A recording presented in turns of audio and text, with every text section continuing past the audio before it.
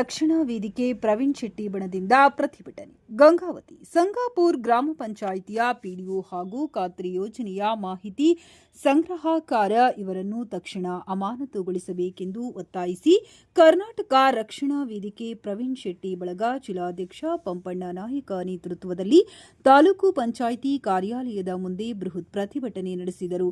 ಖಾತ್ರಿ ಯೋಜನೆಯ ಅಡಿಯಲ್ಲಿ 7 ದಿನ ಕೆಲಸ ನಿರ್ವಹಿಸಿದರೂ ಕೇವಲ 2 ದಿನದ ಕೂಲಿಯನ್ನ ಪಾವತಿಸುವ ಪಿಡಿಒ ಹಾಗೂ ಮಾಹಿತಿ ಸಂಗ್ರಹಕಾರ ಇವರಿಂದ ಸಾಕಷ್ಟು ಕೂಲಿ ಕಾರ್ಮಿಕರು ವಂಚನೆಗೆ ಒಳಗಾಗಿದ್ದು ತಕ್ಷಣವೇ ಸೇವೆಯಿಂದ ವಜಾಗೊಳಿಸಬೇಕು. ಪ್ರಕರಣಕ್ಕೆ ಸಂಬಂಧಿಸಿದಂತೆ ಸಮಗ್ರ ತನಿಖೆ ನಡೆಸಬೇಕೆಂದು ಒತ್ತಾಯಿಸಿ ಕಾರ್ಯನಿರ್ವಾಹಕ ಅಧಿಕಾರಿಗಳಿಗೆ ಮನವಿ ಪತ್ರ ಸಲ್ಲಿಸಿದರು.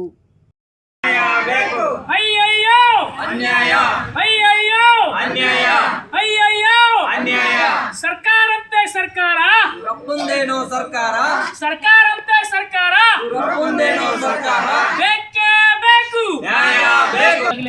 ತಾಂತ್ರಿಕ ಸಹಾಯಕರಾದ ರಾಮಾಂಜನೇಯ ಈ ಹಿಂದೆನೇ 3 ತಿಂಗಳ ಟ್ರಾನ್ಸ್ಫರ್ ಆಗಿದ್ದ. ಮತ್ತೆ ಯಾರು ಒಂದು ಸಹಾಯದಿಂದ ಬಂದನ ಸಂಗಾಪುರಿಗೆ.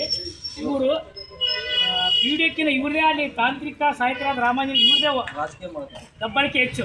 ಯಾಕಂದರೆ ಕೂಲಿ ಮಾಡ್ತಕ್ಕಂಥ ಕೂಲಿ ಕಾರ್ಮಿಕರಿಗೆ ಸರಿಯಾಗಿ ಪಗಾರ ಕೊಡೋಂಗಿಲ್ಲ. ಒಂದು ಯಾರನ್ನ ಕೇಳಕ್ಕೆ ಹೋದ್ರು ಬಿಡುತ್ತೆ ದೌರ್ಜನ್ಯದ ದಪ್ಪದಿಂದ ಮಾತಾಡ್ತಾನೆ. ನೀವು ಏನು ಮಾಡ್ಕೊಳ್ತೀರಿ ಮಾರ್ಕೇರಿ ಅಂತೇಳಿ.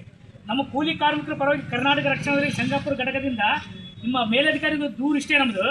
ಆತ ಸರಿಯಾಗಿ ಕೂಲಿ ಕಾರ್ಮಿಕರಿಗೆ ಪಗಾರ ಕೊಡಬೇಕು ಒಂದು, ಇಲ್ಲಪ್ಪ ಅಂದ್ರೆ ಅದರಿಂದ ಬೇರೆ ಕಡೆ ಟ್ರಾನ್ಸ್ಫರ್ ಆಗಬೇಕು ಅಂತ.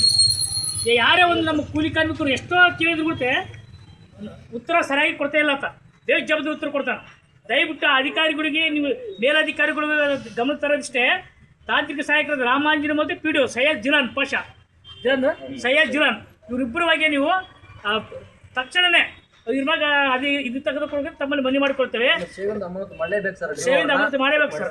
ಅಕಸ್ಮಾತ್ ನೀವು ನಿರೀಕ್ಷೆ ಮಾಡಿದ್ರೆ ನೋಡಿ ಸರ್. ಮತ್ತೆ ಹಾಂ ಏನು ತಪ್ಪಾದ ಸ್ಪೆಸಿಫಿಕ್ ಆಗಿ ಒಬ್ರು ಹೇಳಿದ್ರೆ ಅದರಿಂದ ತಪ್ಪು ಮಾಡ್ತಾ ಇದ್ದೇನೆ ಅಂತ ಹೇಳಿದ್ರೆ ಅದನ್ನ ಪಾರ್ಟಿ ಅಲ್ಲ ಈ ಸತ್ಯ ಮಾತಾಡ್ಬಿಡ್ತಾರೆ. ಕೂಲಿ ಕಾರ್ಮಿಕರ ಮಾಡಿ ಒಂದು ಸಮಸ್ಯೆ ಅಲ್ಲ ಸರ್. ಒಂದು ಟೈಮ್ ಅಂದ್ರೆ ಏನೋ ಮಾಡ್ಬೋದು ಸರ್. ಪದೇ ಪದೇ ಅವರಿಂದ ಸಾಕಷ್ಟು ಸಮಸ್ಯೆ ಆಗ್ತದೆ ನರೇಗಾ ಕೂಲಿ ಕಾರ್ಮಿಕರಿಗೆ. ಹಂಗಾಗಿ ಅವ್ರ ಸೇವೆಯಿಂದ ಅಮಾನತು ಮಾಡ್ಬೇಕಂತ ಹೇಳಿ ಒಂದು ಬೇಡಿಕೆ ಸರ್. ನಮ್ಮ ಒಬ್ಬರು ಟೀಮ್ ಕಳಿಸ್ಕೊಂಡು ತಾಲೂಕು ಕಳಿಸ್ತೀವಿ. ಹಿಂದೆ ಕೂಡ ಯಡಿಯೂರು ಬಂದಿದ್ದಾರೆ ಸರ್. ಅವ್ರಿಗೂ ಗಮನಕ್ಕೆ ತಂದಿದ್ವಿ. ಆದ್ರೂ ಕೂಡ ಅವ್ರಿಗೂ ಅವ್ರ ಸಹಕಾರ ನೀಡಿದಾರೆ. ಈಗ ಒಂದೊಂದು ಟೈಮ್ ಅವ್ರ ಮೇಲೂ ನಾವು ಪ್ರೆಸ್ ಮೀಟ್ ಮಾಡಿದ್ವಿ ಸರ್. ಮಾತುಗಳು ಸರ್ ಮೇಲೆ ಸಾಕಷ್ಟು ಡಾಕ್ಯುಮೆಂಟ್ ಕೊಟ್ಟರು ಕೂಡ ಪ್ರತಿಕ್ರಿಯೆ ಕೊಟ್ಟಿಲ್ಲ ಸರ್. ಇದನ್ನು ನೀವು ತಂದ್ರಿ ಸರ್. ಲಾಸ್ಟ್ ಟೈಮ್ ಒಂದ್ಸಲ ಟ್ರಾನ್ಸ್ಫರ್ ಮಾಡಿದ್ವಿ ಸರ್. ಮತ್ತೆ ಬಂದಾನ ಸರ್ ಅಂತ.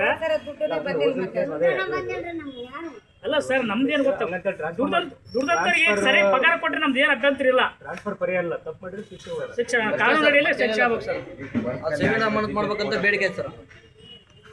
ಇವು NMMS ಅಟೆಂಡೆನ್ಸ್ ಇದು ಈಗ ಅವ್ರು ಕೆಲಸ ಮಾಡಿದ್ರೆ ಇವತ್ತಿಲ್ಲಿ ಪರ್ಸನ್ ಮಾಡೋಕ್ಕಾಗಲ್ಲ. ನಾನು ನೋಡ್ತಾರೆ ಅಥವಾ ನಮ್ಮ ಇಡೀ ಇನ್ನೊಬ್ಬರು ಟೀಸ್ ಕಳಿಸ್ತೀನಿ. ಚೆಕ್ ಮಾಡಿಸಿ ಏನು ಸರಿಯಾದ ಆ್ಯಕ್ಷನ್ ಮಾಡ್ತೀನಿ.